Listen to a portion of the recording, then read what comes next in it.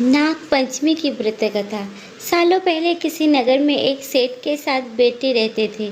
सभी के शादी समय रहते सेठ ने करवा दी। सातों बहुएं घर का सारा काम मिलकर करती थी। उन सभी में से सेठ की सबसे छोटी बहू संस्कारी थी। एक दिन यूं ही काम करते हुए घर की बड़ी बहू ने अपनी देवरानियों से कहा, घर को लेपने के लिए पीली मिट्टी नहीं है, जंगल जाकर पीली मिट्टी लानी होगी। जेठानी के ऐसा कहते ही सभी उसके साथ मिट्टी लाने के लिए निकल गया। सभी खुरपी से मिट्टी निकल ही रहे थे कि तभी सबसे बड़ी बहू को एक नाग नजर आया। उसने मारने के लिए जैसे ही बड़ी बहू ने खुरपी उठाई, वैसे ही छोटी बहू ने कहा, जेठानी जी, इसे मत मारिए, इसका कोई दोष नहीं है, ये जंगल तो इसका घर है। अपनी देवरानी की बात मानकर उसने सांप को कुछ नहीं किया।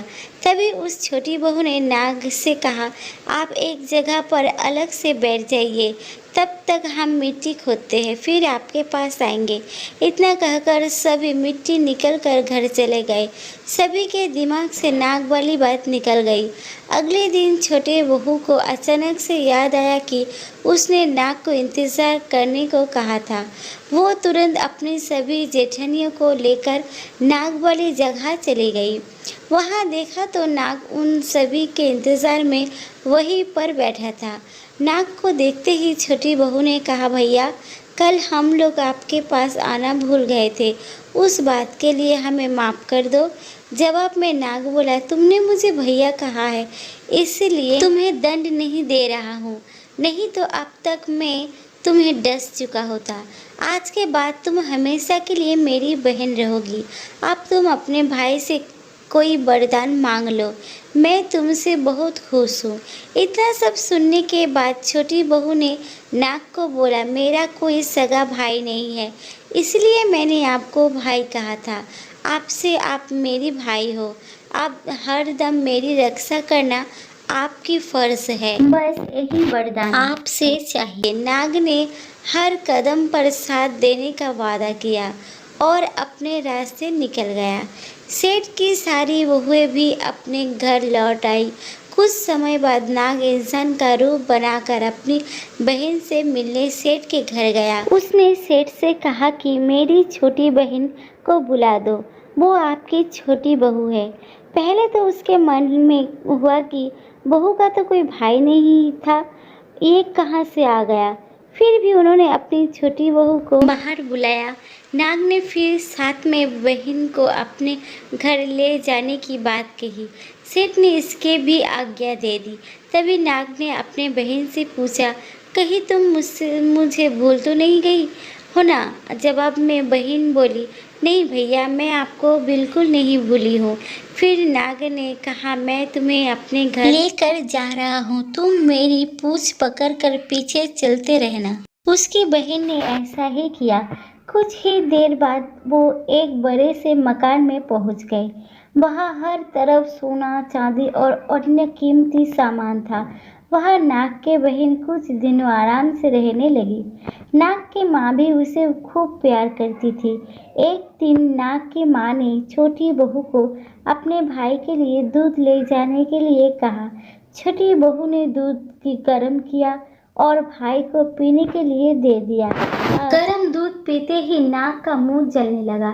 ये सब देखकर नाग की माँ को बहुत गुस्सा आया। नाग ने किसी तरह अपनी माँ को शांत किया और उसकी बहन की कोई गलती नहीं है। उसको नहीं पता था कि मैं गर्म दूध नहीं पी सकता। नाग के घर कुछ समय बिताने के बाद सेठ की बहू ने अपने घर जाने लगी।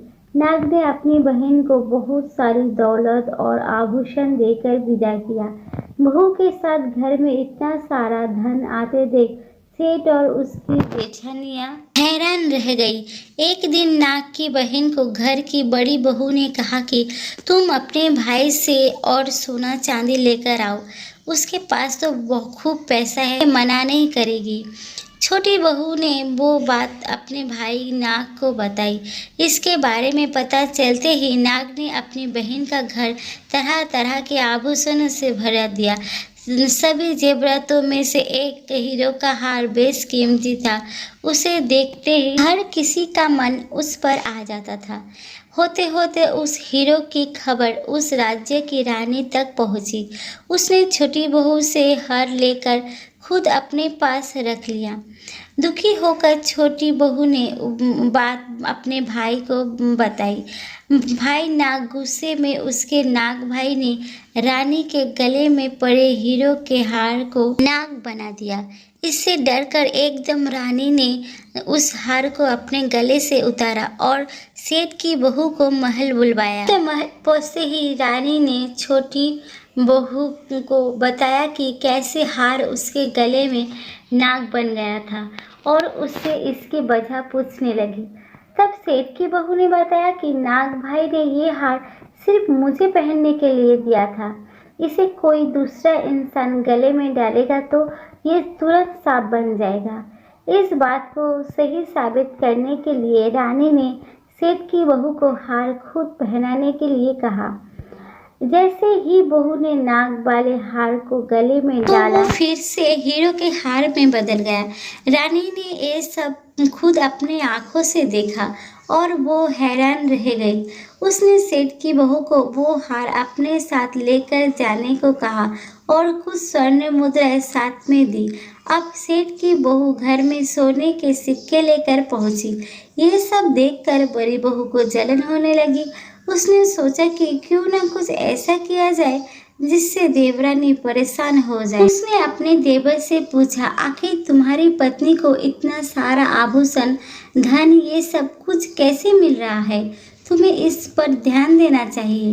यूं ही किसी को कोई इतना सारा धन, हीरो, जेवरात नहीं दे देता।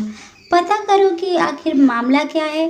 भाभी से अपनी पत्नी के बारे में इतनी सारी बातें सुनने के बाद उसको अपनी पत्नी पर शक हो गया। उसके हर बात को शक की निगाहों से देखने लगा। एक दिन इसके बारे में उसने अपनी पत्नी से बात की। उसके लिए अपने पति से ऐसी बात सुनकर वो दुखी हो गए। उसने सीधे अपने नाग भाई से बात की और अपने पति के द्वारा की हुई सारी बात नाग भाई को बताई। तो नाग भाई को खूब बहुत गुस्सा आया। तब नाग सीधे अपनी बहन के पति से मिलना और बोला, अपनी बहन को सारे जेवरात और धन मैंने तोहफे में दिया है। तुम्हें उस पर शक करने की कोई ज़रूरत नहीं है। वो बहुत अच्छी है। अगर आगे से उस पर कोई गलत बात कही तो मैं तुम्हें जिंदा खा जाऊंगा। नाग से ये बात सुनकर सेठ के बेटे ने माफ़ी मांगी और कहा, आज के बाद से मैं कुछ नहीं कहूँगा। आप मेरे ऊपर गुस्सा मत कीजिए। मैं आपकी बहन को किसी तरह का दुख नहीं दूंगा। इतना कहकर वो सीधा घर गया और अपनी पत्नी से माफ़ी मांगी। उसके बाद दोनों खुशी खुशी आराम से मिलजुल कर रहने लगे। इसी तरह सेठ की छोटी बहू हर तरह की मुसीबत में अपने भाई को याद करती और उसके परेशानी को दूर कर देता। इसी तरह नाग पंचमी का त्योहार शुरू हुआ और सभी महिलाएं नाग को अपना भाई मानकर पूजते हुए उन्हें दूध पिलाते हैं। दोस्तों, मेरी ये छोटी सी कहानी आप सबको अच्छी लगी तो चैनल को सब्सक्राइब करना ना भूलें। Please like, comment, share. Thanks for watching.